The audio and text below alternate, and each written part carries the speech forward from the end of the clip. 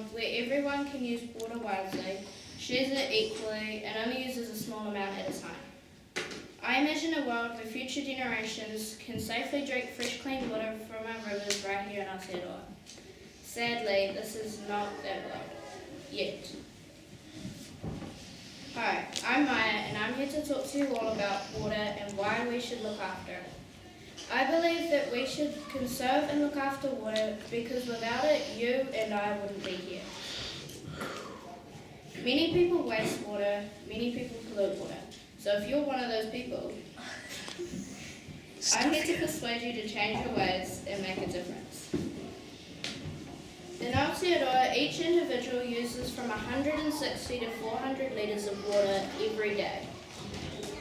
In comparison, places like Africa only have about 10 litres or less water per person per day.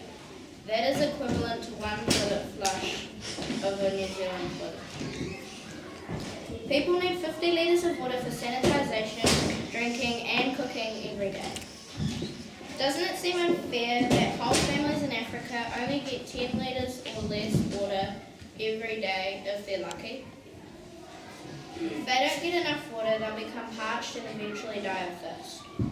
Now what about pollution? Water pollution comes from many different sources. International oil companies, for example, are responsible for massive water pollution caused by oil spills. It can affect water and wildlife miles away from the spill. Then there's groundwater pollution. A lot of the world's drinking water is sourced from underground aquifers. As rubbish tips and surface pollution piles up on top, the underground water tables are also polluted. If we keep this up, our waterways will continue to be unsafe to swim in, it won't be safe to drink naturally occurring water, and it won't be safe to clean with it. So what are we going to do about it? What are we going to do about those big oil companies that do most of the polluting? What can I do to help those families in Africa? Seems like an impossible task, doesn't it? Well, it doesn't have to be. You and I can start today. You can have a shorter shower. When you're washing the dishes, don't keep the tap running. Make sure your parents buy energy efficient appliances, and when you're washing a car, just use a bucket rather than a running hose. These are little things that you and I can do.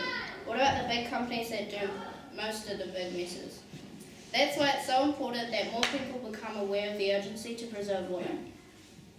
We can do this. We need to stand up and fight for our future because we all breathe the same air and we all drink the same water. I hope you will stand up and fight too. Thank you for your time and appreciation.